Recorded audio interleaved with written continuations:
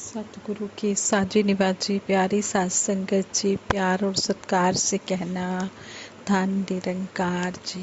बोलिए सतगुरु माता सुदीक्षा सविंदर हरदेव जी महाराज की जय। हर युग में सतगुरु ने आकर बात यही समझाई, एक को जानो एक को मानो, एक हो जाओ भाई।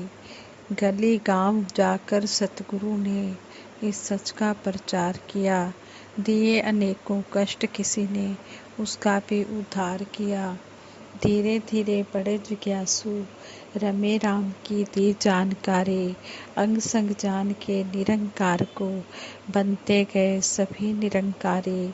दिन दूनी और रात चौगनी, बड़ी खुशी बड़ा परिवार, सतगुरु ने बख्शिश की हम पर, हो गए हम भवसागर पार।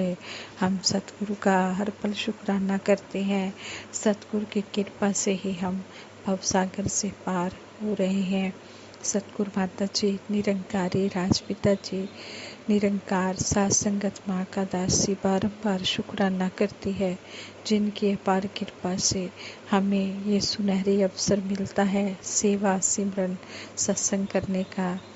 सेवा के बारे में ही दासी टॉपिक रखेंगी कि सेवा निष्काम निरक्षित भाव से की गई ही सबसे ज़्यादा सुखदायी होती है, बहुमूल्य होती है। कहते हैं एक बार प्रसिद्ध सूफी संत जुनैद हजामत बनवाने के लिए नाई के पास गए। उस समय दुकान पर एक अमीर आदमी बैठा हुआ था और नाई उसकी हजामत बना रहा था। अमीर आदमी को देख प्रसिद्ध सूफी संत जुनैद ने सोचा, नाई शायद केवल अमीरों की हजामत बनाता होगा। उन्होंने दुकान मालिक से पूछा, क्या आप मेरी हजामत बनाएंगे? नाई ने कहा, अवश्य। और यह कहकर उसने उस अमीर व्यक्ति की हजामत बनाना बीच में ही छोड़ दिया और जुनैद को बिठाकर उसकी हजामत बनाना शुरू कर दिया। हजामत बनवाने के बाद जाते समय जुनैद उसे पैसे देने लगे तो नाई ने पैसे लेने से इनकार कर दिया और कहा, हजूर, इसे आप मेरी छोटी सी सेवा समझकर स्वीकार करें।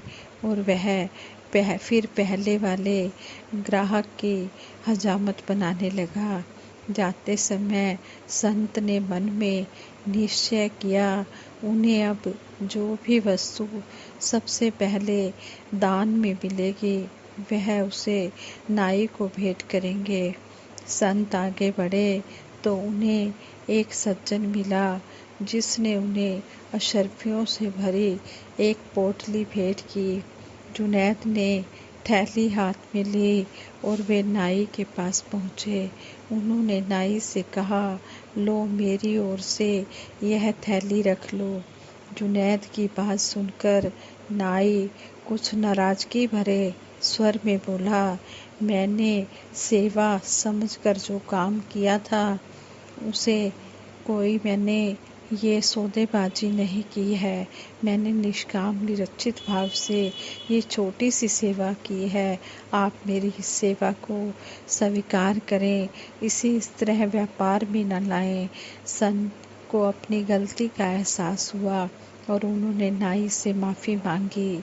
सेवा अमूल्य होती है, उसकी कीमत नहीं लगाई जा सकती और ना ही उसका कोई मूल्य चुकाया जा सकता है। जब सेवा को निष्काम निरक्षित भाव से किया जाता है तो वही सेवा सुखदायी होती है, वही सेवा हमारे लेखे लगती है। सेवा को कभी भी इस तरह व्यापार की भावना से नहीं देखना और ना ही कोई सेवा छोटी होती है, ना कोई सेवा बड़ी होती है। सेवा तो वही सुखदायी फलदायी होती है जो सेवा निष्काम निरक्षित भाव से की जाती है। सेवा देने वाला और सेवा ग्रहण करने वाला जब निष्काम निरक्षित भाव से ऐसे भाव अपने मन में लाता है तो उनकी सेवा देने वाले की भी और सेवा करवाने वाले की भी सेवा सतगुरु के चरणों में परवान हो जाती है। ये निरंकार प्रभु परमात्मा ऐसी सेवा से ही खुश होते हैं। संपूर्ण हरदेव वाणी में सतगुरु बाबा हरदेव सिंह जी महाराज समझाते हैं, गुरु वचनों को मान के मन से जो सेवा की जाती है सबसे उत्तम, सबसे ऊंची वो सेवा कहलाती है। हमें सतगुरु माता जी समझाते हैं कि जब भी हम सेवा करें, सिमरन करें, सत्संग करें तो हम निष्काम निरक्षित भाव से करें। हम मन में कोई कामना रख के सेवा सिमरन सत्संग ना करें। अगर हम मन में कामना रखकर सेवा सिमरन सत्संग करते हैं तो फिर ये सौदेबाजी हो जाती है। हमने बिल्कुल निष्काम निरक्षित भाव से सतगुरु के चरणों में जुड़ना है और सतगुरु के आशीर्वाद लेने हैं, साथ संगत माँ के आशीर्वाद लेने हैं। हम पूर्ण अवतार वाणी में भी शहनशाह बाबा अवतार सिंह जी महाराज फरमाते हैं, तन मन धन तीना तो ऊंची वो सेवा कहलांदी है, जो होवे निष्काम निरक्षित ते सतगुरु भांदी है। देश काल ते समय मुताबिक सतगुरु जिवें चलांदा है, हुक्म एदा सिर मत्थे धर के गुरसिख चलदा जांदा है। गुरसिख विच नहीं इच्छा फल दी, कर्म सदा निष्काम करे, कहे अवतार एहो जय सिखदा, सतगुरु रोशन नाम करे। सतगुरु ऐसे गुरसिख का ही नाम रोशन करता है जो निष्काम निरक्षित भाव से सेवा करता चला जाता है। तो इस तरह के भाव सतगुरु सच्चे पातशाह हमारे भी बनाना, हम भी इसी तरह निष्काम निरक्षित भाव से सेवा करते चले जाएं। दिखावे की सेवा कभी भी सतगुरु के चरणों में प्रवान नहीं होती है। कहते हैं गुलशन वही जिसमें हजारों रंग बिरंगे फूल हों, एक फूल से ना गुलदस्ते सज सकेंगे, ना गुलशन में बहारें आएंगे। जिस गुलशन में फूल हो, कलियां हो और माली हो, उसी में बहार आती है। बहारों के तलबगारों, अगर समय रहते अवसर का लाभ नहीं उठाया तो फिर तुम्हारे हिस्से खिजा और तपते हुए मैदान ही होंगे। गुरु पीर पैगंबर हमेशा यही आवाज़ देते हैं कि दुनिया के लोगों, घर में लगी आग बुझा लो, वरना वक्त गुजर जाएगा और एक दिन ना तुम होंगे ना तुम्हारे निशान होंगे। यह दुनिया एक चमन है, इसमें हिंदू मुस्लिम सिख ईसाई रूपी रंग बिरंगे खुशबूदार फूल खिले हैं। कुदरत ने इस दुनिया में स्त्री पुरुष बच्चे वृद्ध सभी बनाए हैं जिनसे ये दुनिया चल रही है। हिंदू मुस्लिम सिख ईसाई तो इंसान की अपनी सोच समझ की देन है। इस दुनिया में चमन में इंसान को जो फूल अच्छा लगे उसे अपने गले लगा लिया। लोगों ने अपनी अपनी समझ को ईश्वर अल्लाह गॉड वाहेगुरु भगवान के नाम से दुनिया में जाहिर किया। झगड़ा कभी भी एक से नहीं, हमेशा अनेक में होता है। झगड़े के लिए कम से कम दो तो होने ही चाहिए। इस दुनिया का मालिक एक है, दो नहीं। अगर दो होते तो दोनों की दुनिया हवा पानी जमीन आसमान चांद सूरज सितारे और इंसानों के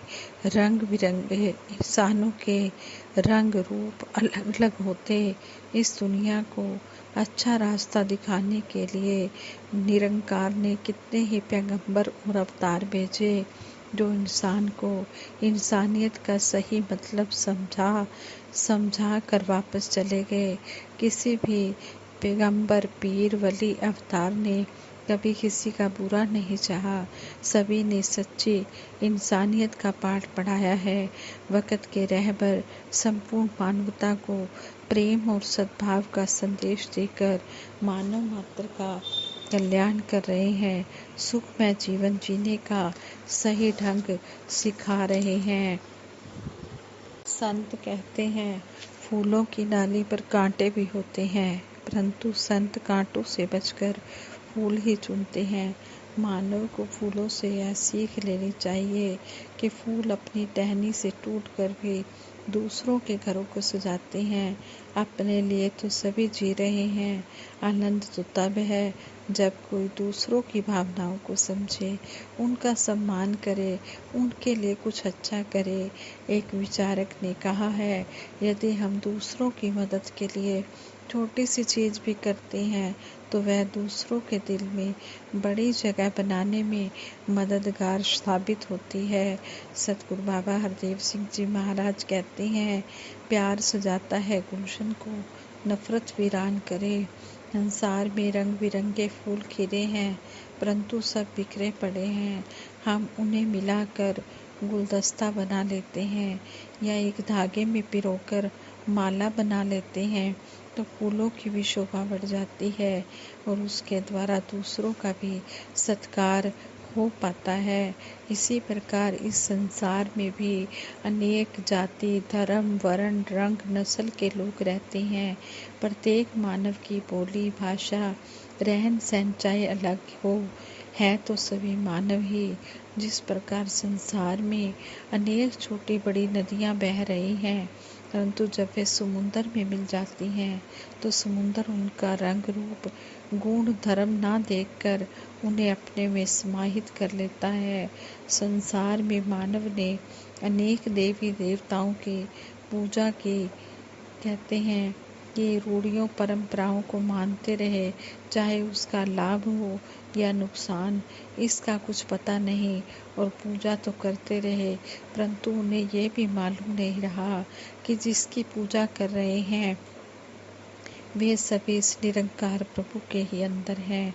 सतगुरु से निरंकार प्रभु को जानकर इसके एहसास में भक्ति में जीवन जीना ही आदर्श जीवन की स्थिति है।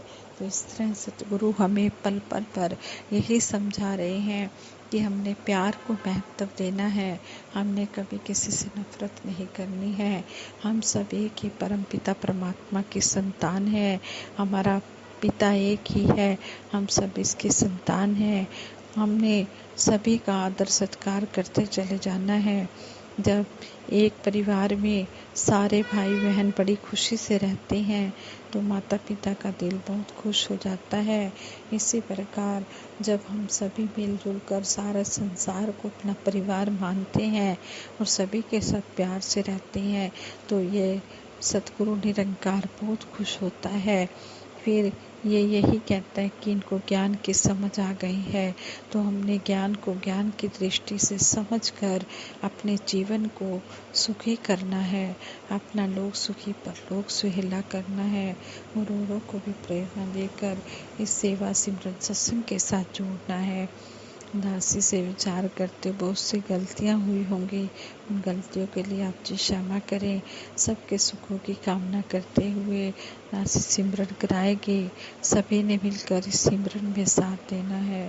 तू ही निरंकार मैं तेरी शरण हाँ, मैनू बख्श लो। तू ही निरंकार मैं तेरी शरण हाँ, मैनू बख्श लो। तू ही निरंकार मैं तेरी शरण हाँ, मैनू बख्श लो। बोलिए सतगुरु माता सुदीक्षा सविंदर हरदेव जी महाराज की जय।